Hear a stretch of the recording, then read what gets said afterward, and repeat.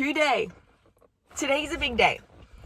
I'm moving to Byron Bay, and this has been a dream of mine since before I can remember. Since the first time I went to Byron Bay, I was like, I love this place. I would love to live there one day. And today I'm doing it. So it's not permanent. We've just got a rental for a couple of months. My partner is moving with me, but he will be in Kauai with his family for a little while first, for the first 3 weeks.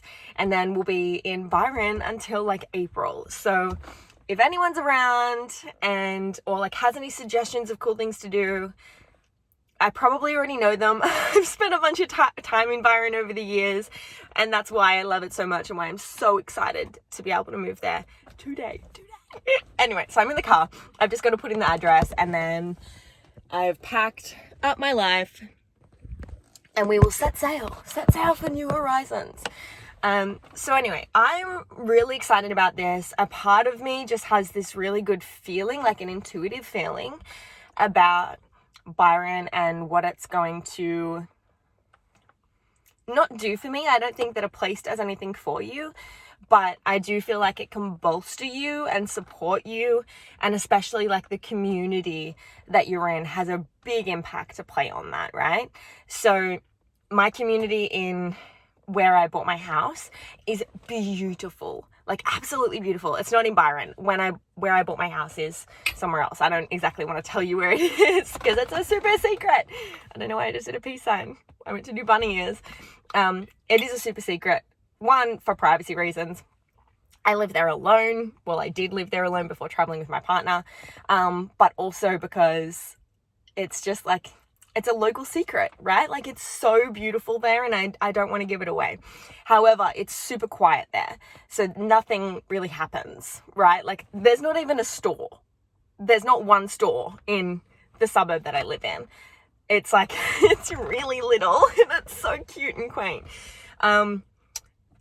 But I'm hoping that Byron, being the wellness kind of zone that it is, will help me to figure out and streamline and get concrete on my goals and dreams. And I know that's a lot to expect from a place, right? I know realistically that's not going to happen. It's unrealistic to think that a place is going to be now I know, is going to give me insight into exactly who I am and what I'm meant to be doing.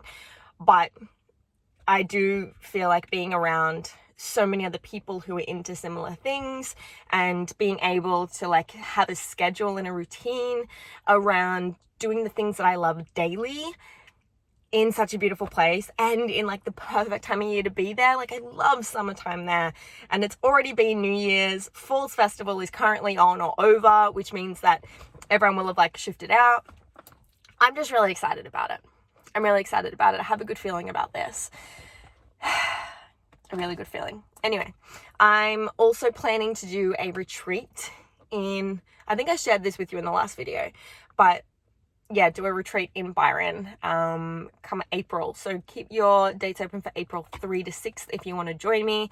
And if that one goes really well, then I'll probably do another one really quick. So let's do this. I need to get onto that. My laptop broke. I have had it fixed. I actually upgraded to a new one, but downgraded in size because the other one that I was traveling with was 16-inch and it was so heavy. So I downgraded in size, and I feel a lot better about it. It's a lot lighter. It's good. I feel like I'm kind of just rambling at the moment. I'm just really excited, and I wanted to share it with someone. Normally I'd just be having this conversation with my partner, but he's not here. So at the moment, you are my go-to. Actually, that's something else I wanted to briefly touch on, just why I've got you here, is this is a little bit vulnerable to share as well. I don't know whether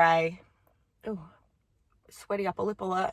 I don't know whether I should be sharing this or not, but I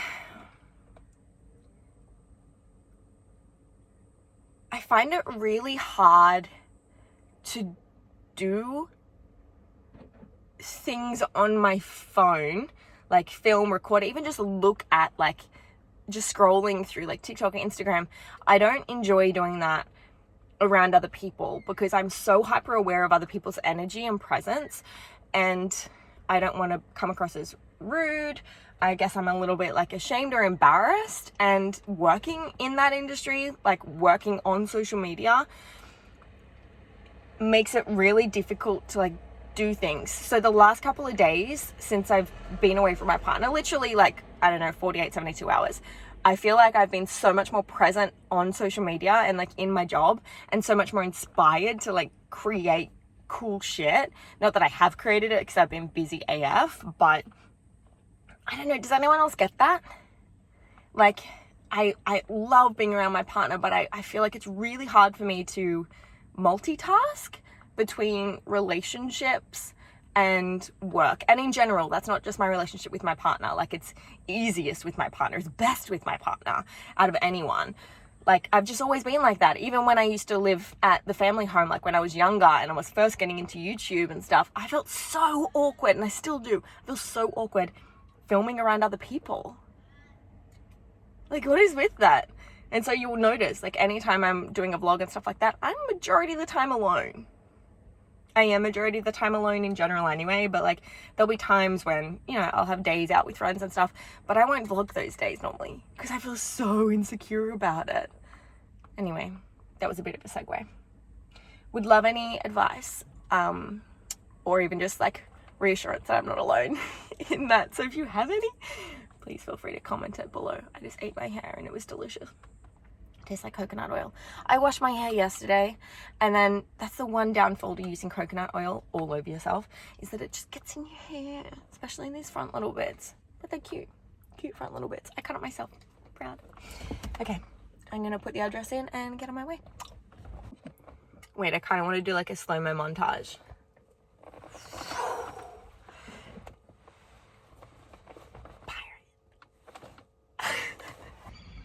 All right, quick stuff at Office Works to get myself a 2023 diary. Woo! Okay, got new shit. Okay, so I'm about to go I'm only up in Byron for like one day. Well, I'm still in Byron, but I'm only at the house for one day of like unpacking or repacking, and then, no, unpacking. And then I'm going to do like a week-long therapy thing, which I want to do a video on like afterwards and share about how it was, because it's very expensive. Apparently it's really reputable, and I'll see how it goes. So I got a diary to write in for that, because apparently you do a lot of writing. Like, I'll write through all of this easily, and that's a thick one, in a week. So we'll see how we go. More pens, just in case, and highlighters, because I've never been a highlighter type of girl, but I want to see how we go. And then a 2023 diary, because I'm a diary girl through and through. This year I've tried to move everything across to a Google Calendar to see how I can go, but I just so far I just don't like it. I'm a hard copy person. Same with like audiobooks. Like, I will listen to them, but I don't retain the information unless I read it and reread it and reread it again. Anyway, that was one of my stop offs. So now I'm gonna, and they look all color coordinated and pretty. Okay, so I'm like an hour and a half in to the drive. Stopped and got fuel. Tick. Gave up on a car wash because I figured it would only my car's only going to get really dirty anyway. But yeah, I've got like another 6 hours left. It's going good. I'm listening to a podcast. My favorite podcast lately. And by lately, I mean like literally for the past, I don't know, 6 months, a year maybe, is Jay Shetty's On Purpose. And it's probably the only podcast that I actually listen to these days. Like, I don't listen that often. I used to listen a lot more when I was in Australia, because, you know, I can listen when I'm on a run and stuff like that. And then when I've been traveling, I either, one, haven't really been going for runs, and two, my phone, I don't have an international SIM card. So watch out, vehicle on shoulder ahead. Thank you. So whenever I'm traveling, I have to wait for like Wi-Fi to be able to listen to things and connect with people and stuff like that. And I actually kind of enjoy that. I enjoy having yeah, I guess like to pause and like not being able to use my phone and stuff like that, I really appreciate. This car behind me is going fast. All right, buddy, it's okay. I'm going the speed limit. You are clearly in a rush, and I send you love. Be on your way. Yeah, and then so to be able to listen to podcasts when I'm traveling, I have to download them like ahead of time, and my brain just doesn't do that. So I like take my phone and I'm on a run and I'm like and so then I just end up listening to music and stuff like that if I even go for a run. One of the things I'm really excited about being in Byron for is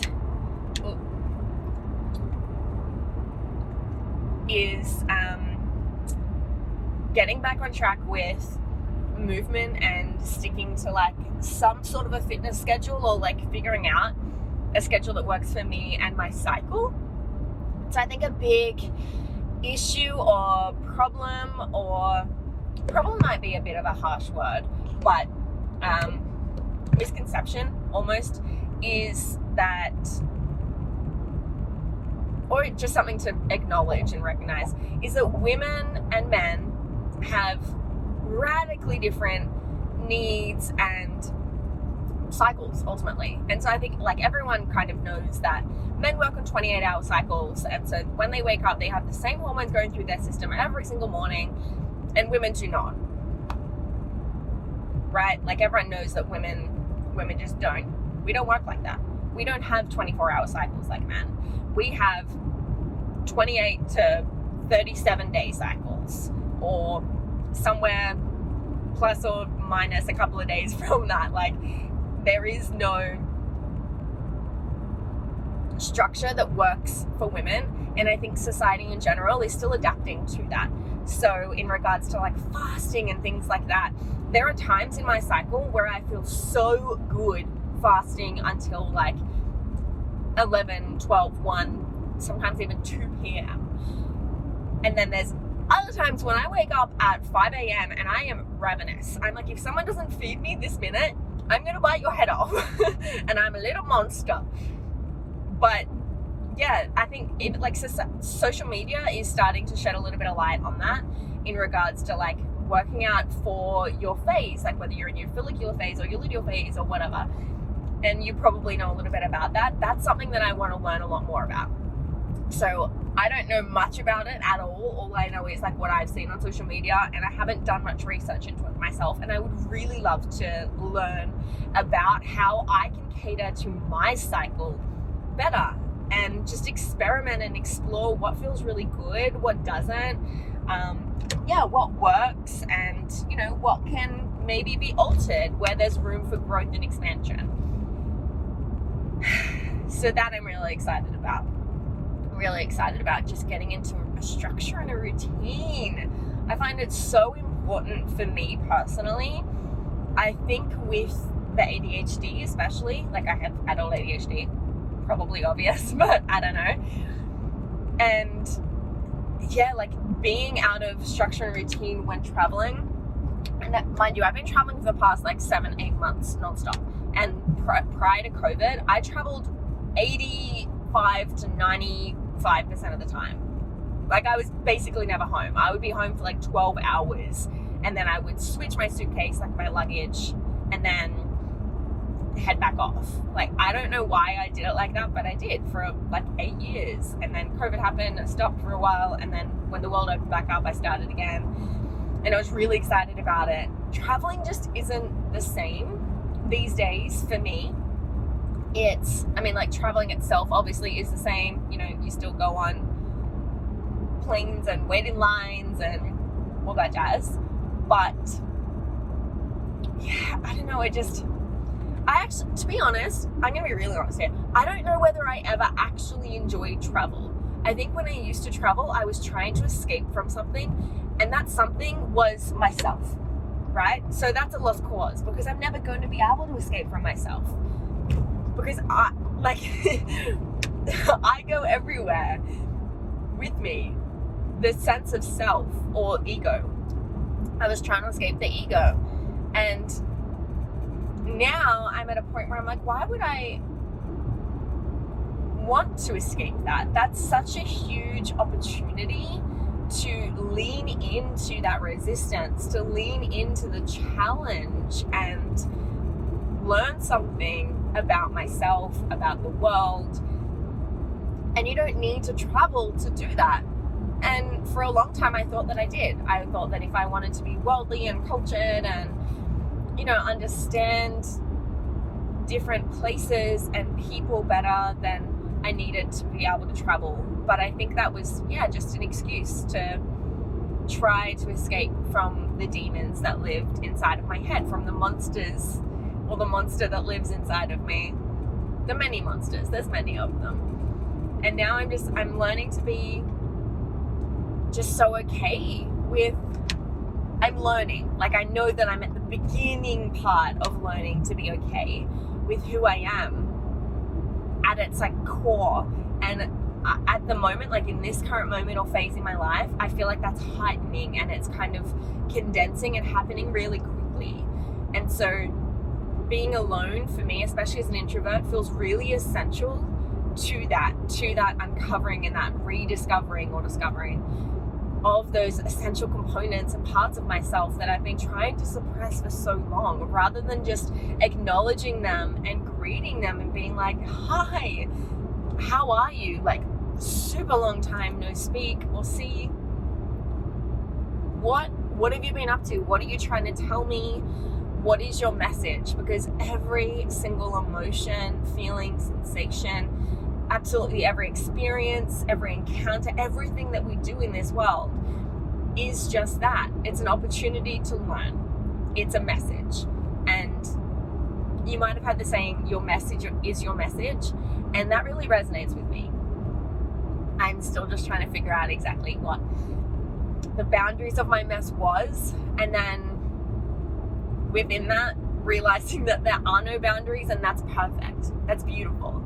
Like, all of me is messy and none of it is wrong. And I love that. I really love that. Anyway, I'm going to get back to the podcast. Actually, no, I want to share one more thing. So let's talk about this process thing that I'm doing. So it's called the Hoffman process. And I was a little bit skeptical about sharing this for a while because, I don't know, like, it's therapy, right? And I don't know what to expect. Not that I have any hesitation about sharing that I'm in therapy and stuff like that. That's totally normal these days, thank God. But it's, like, I don't even know what to share. All I know is that it's very expensive, like very, very, very, very, very, very, very expensive. You guys think that it's expensive to come on one of our retreats. This thing's like 2, 3, almost 4 times, or maybe 3 times as much, and just as long, crazy expensive, but apparently it's really, really reputable. And it's all about familial relationships, so relationships with your family, in particular your caregivers growing up. So for me, it was pretty much just my mum and dad. For some people, they have what the Hoffman process calls a surrogate, which isn't like surrogate as in like, you had a surrogate pregnancy or you were a surrogate baby or anything like that.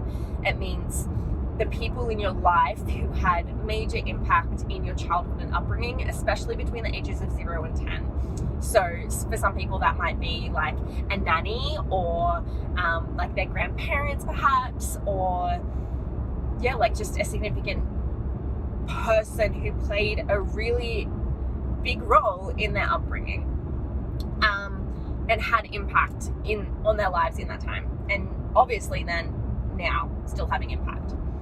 So for me, it's just my mum and dad, which I think makes it a lot simpler because there's only 2 people to work with rather than like 4 or 5, whatever. So that's good. But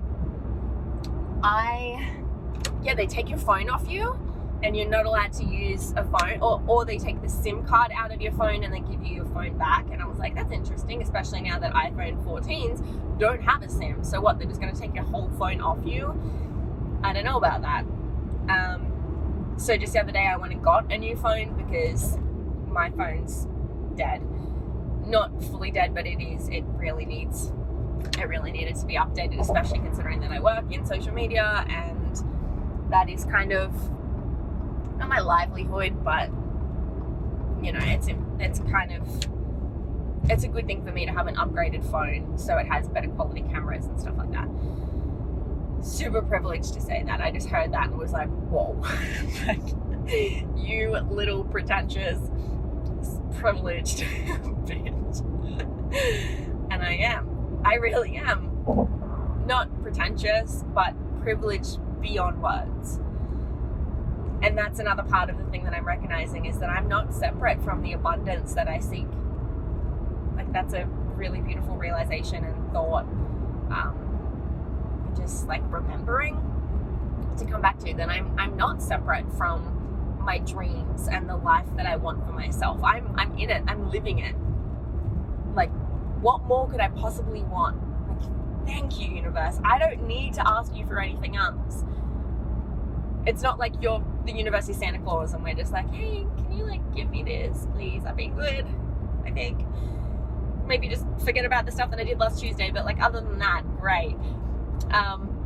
Anyway, that was a sidetrack. ADHD going wild when I travel, especially when I'm in a car. Hormone purposes. Yes, so they take your phone off you. I know there's a lot of writing involved, and then pretty much everything else is super secret.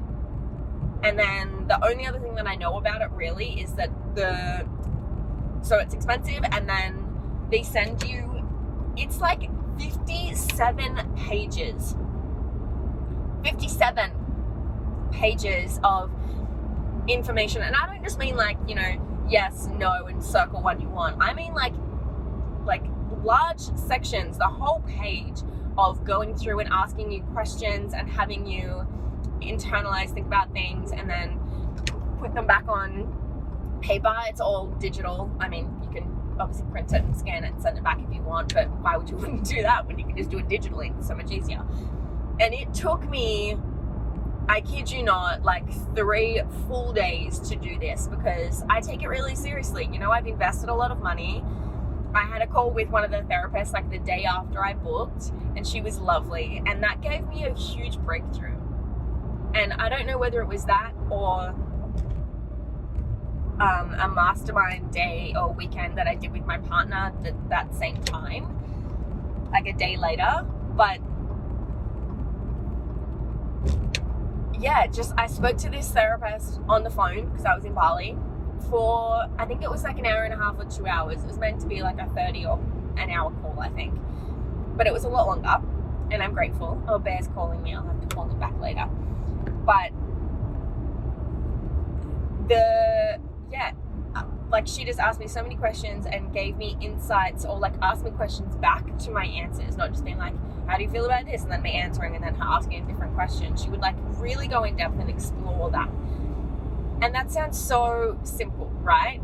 But it was one of the responses to one of the questions that she asked, and actually to a couple, that made me go like, whoa, like the way that I feel is actually valid. Like, to have a therapist, a professional, and I've been to therapists before in person, right? Many of them. And never once was I told that I was totally in the right to feel the way that I did about my relationship with my family. Like, yeah, all she said was, like, I can see that would be really hard, like really hard. And I just lost it. I was like, oh, like, no one's ever said that. Everyone's either tried to give me guidance or advice or help me figure out a solution, or taken my family side and been like, you need to see it from their perspective. And I really tried to do that, but just, I'm gonna cry again. Like, having someone just be like, that's okay, that's totally valid. Like, you have every right to feel the way that you do about that. And then that be the end of it. I was like, and it felt really healing and liberating and light on my heart. Like, it felt like this huge weight had just been lifted, and I was like, oh my God, like, I'm seen. I'm okay. And that was really cool. And then something else that she pointed out to me on the call was, I have a habit, and I think a lot of people do, right, in justifying my family's, especially my parents' behavior. So part of the enrollment process, the 57 pages and the therapy call, is that you have to talk about, or they ask you blatantly, like bluntly, very straightforward, about your parents' faults and like insecurities and the things that they're not like the best at, the ways that they didn't show up well, right? And I personally, I don't know whether this is a lot, like whether other people have the same thing. Every time I speak negatively about anyone, but especially my parents, I would then follow it up or start it with a justification. So I would try to be like, I know that my parents had every good intention, and my mother is, and my father are such amazing people and parents. Like, I know that they had every good intention. And she would stop me and be like, just tell me in what ways they didn't show up for you. Like, that was the question. Rather than trying to justify their behavior and their actions, tell me how it felt for you. Not what they intended to do, but how I received it, especially as a child. And I was like, whoa, okay. And so then I had like a mind flip, and I was like trying really consciously not to try to justify their actions. And she kept picking me up on it like throughout the call. I probably did it like 10 times. And every time I did, she was like, hey, just letting you know, like, you don't need to do that. I recognize that you're doing it again, and that is a coping mechanism so that you don't feel guilty about it. But I would really appreciate it if you could just give me the straightforward facts of like what your parents did and how it made you feel. And that's valid. Like, there's no right or wrong. And it's not about, putting them down or blaming them or anything like that. And I think that's why I do that, is because I used to blame, especially my mum, a lot for things that went wrong in my life. And I'm now, as an adult, as 28-year-old adult, realizing that I did that for a couple of reasons. One, because I knew that I have and had unconditional love from my mother. Like, no matter what I did, she would, oh, I'm gonna cry.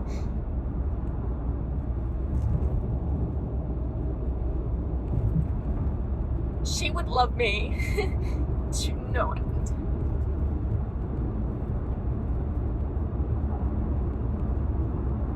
Mom, if you're watching this, I love you. And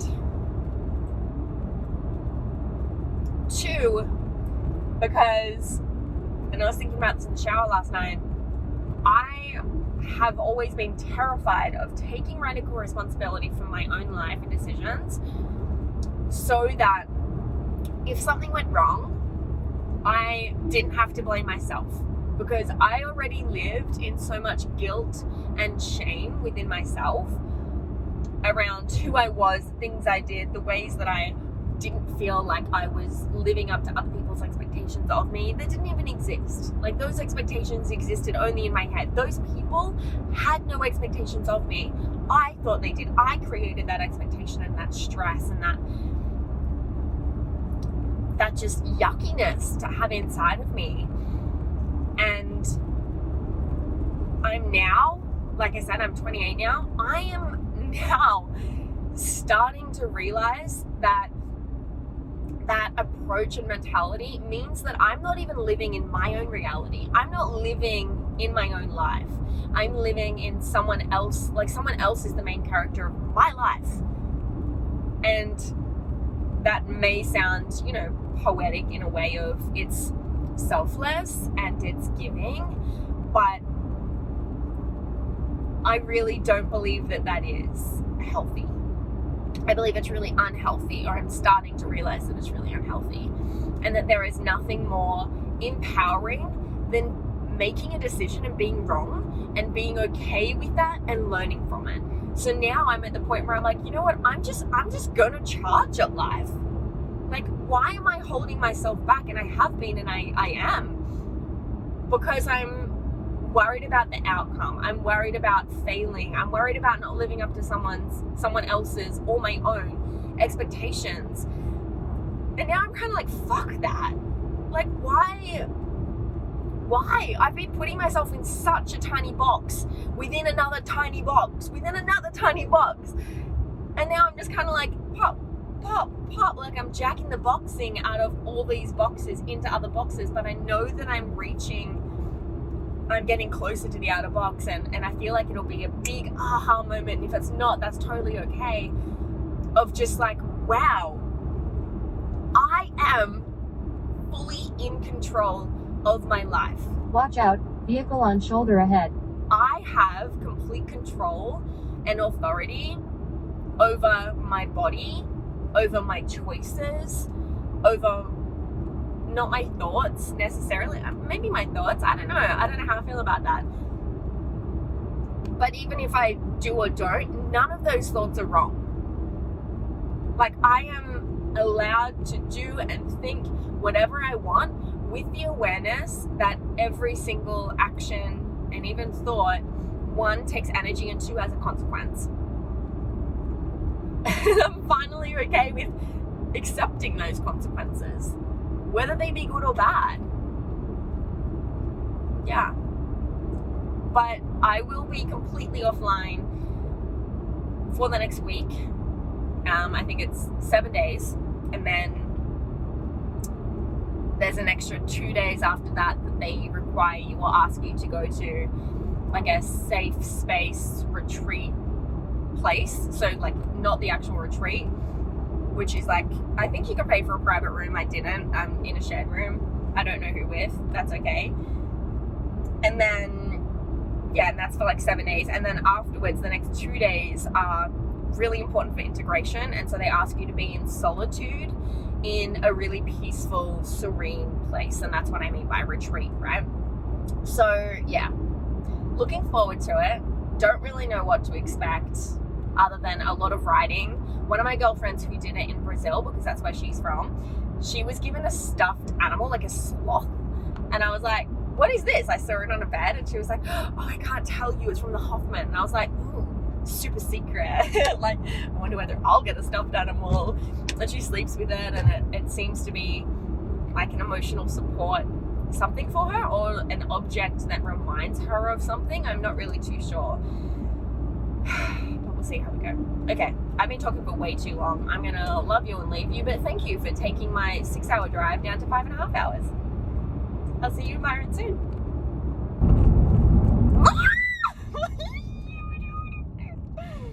Guys, I'm so excited. I'm almost there. I am 10 minutes out. I'm so excited. I made it. I'm literally looking at it right now. I'm going up the driveway. This is freaking beautiful. I can't see if there's anything in front of me. Oh my goodness, I'm so excited. I'm like shaking. I think I'm more excited for this than I was when I bought my house. Compose yourself. I really want to go for a walk outside too. Okay, I'm sorry, but what? That is the sound of perfection. So this is the garden out the front. There's a little bowl, I guess, for birds. Tomatoes, a whole bunch of basil, rosemary, papaya tree, lavender. This is so pretty. And then, the grapes are almost ready. So this is a grapevine. And Bear and I love grapes. So I don't know if that could be more perfect. She said to tell us how they taste, but I don't think they're quite ready yet. I think we'll wait till they're a little bit bigger. Tiny little bush tag. It's so tiny. Oh my god, I've never seen a baby one. They look so bold and weird. And cute. This is so beautiful.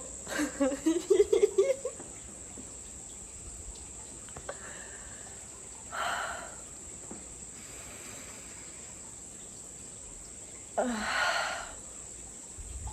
am so grateful and so lucky. My heart could explode. Let me show you around before I bring all my stuff inside and mess it up. Okay, so I'm standing out on the front deck. It's also beautiful. I wish I could turn this around. Can I? No. Okay, well, the garden is down here with everything that I just showed you and more. There's so much more. There's like a secondary level to it. So come up the side stairs. Here's the veranda. We'll be having coffees here, chills here, kitchen here. Everything opens. It's so good. So you get like this huge breeze. Oh, hi. We have a wasp friend. I love this zone. I love that. The kitchen though. Oh my goodness. I'm gonna have so much fun cooking in here. Look at the stovetop. Isn't that the coolest thing? Oh, I love this place so much. Big pantry, fridge, big dining table. Outside, I really want to take you outside, but I'll show you around inside first. I haven't even explored fully. I know that this is a little vanity and a little bathroom, little toilet. I love this. Like, that's so cool. And then, actually, I will just show you quickly outside. So there's a koi pond. There's heaps of koi in here, like fish. They're really cute. Fire pit. Grassy chill zone. So this is national reserve, so you can't have any cats or dogs even in the cars, like in this community, which kind of sucks, but at the same time I totally understand why. It's to protect the animals.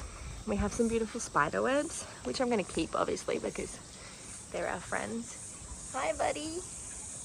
Hi. And then so many koi. This is our living area. Oh, this looks so comfortable. Oh my gosh, I love this. Another chill zone. This looks like a picture frame, but it's actually a TV. We don't really watch TV, but every now and then we'll watch some Netflix. So this is huge space for us both to work. They're like perfect workstation. Little shelving. Oh, I love this place. Oh my goodness. And the lady who owns the place, she said she would leave her red light for us, and I'm pretty sure that's the red light. Yay! Okay, so then we go into, oh hi little buddy. There's a little baby spider. Now we go into 2 bedrooms. There's 2 bedrooms. Huge cupboards. Love it. And with a view outdoors. And then, oh, this is so pretty. I love that green. This is stunning. And the big windows outside, like you wake up, whoosh. Oh, this is a secret door. Oh, no, it's not a secret door. It's the door to the bathroom. Never mind, not so secret.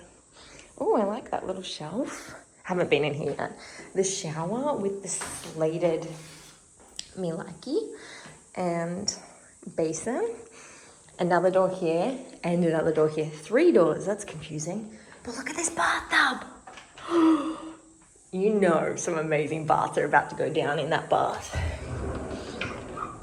And then a secondary cupboard with a big mirror. I love mirrors.